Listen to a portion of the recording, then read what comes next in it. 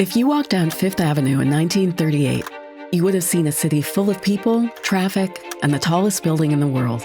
But the most striking sight was 3 stories up on a flagpole, a simple banner with 5 words on it. A man was lynched yesterday.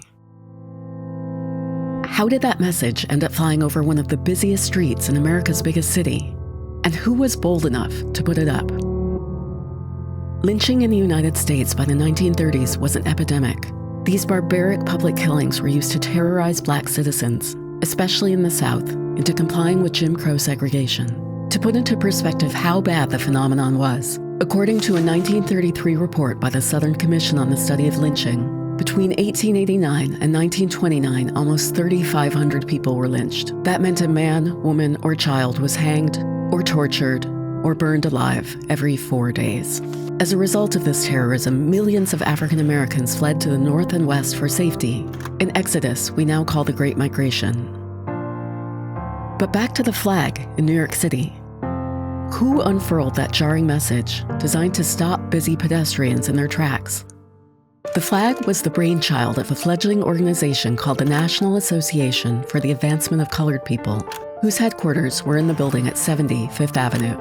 The NAACP was founded in the wake of a race massacre in Illinois in 1908, and it quickly moved to make ending lynching a primary goal. For years, the organization lobbied state leaders and President Woodrow Wilson to pass anti-lynching laws, but nothing happened. Then the NAACP gained a secret weapon. His name was Walter White, an African American from Georgia whose light skin and hair made it possible for him to pass. In 1918, White, the NAACP's new assistant secretary, volunteered to go undercover in the South to investigate lynchings. His reports were published in The Crisis, the NAACP's monthly magazine. Shocking and graphic in their detail, the accounts were picked up by other publications across the country. The NAACP had learned that its most powerful tool against white supremacist violence was publicity. In just 2 years, the Crisis gained 50,000 new subscribers. NAACP chapters multiplied across the country.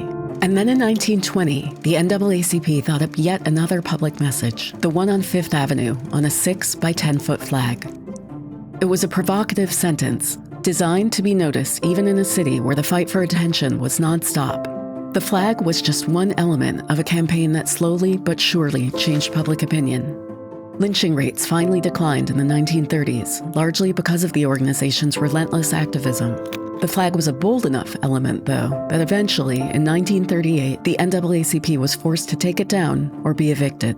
"We put the flag up outside the window of the office," an NAACP executive later said of the idea, alongside the American flags that flew so cheerfully up and down Fifth Avenue. The owner of our building became so alarmed over the banner that he threatened to cancel our lease.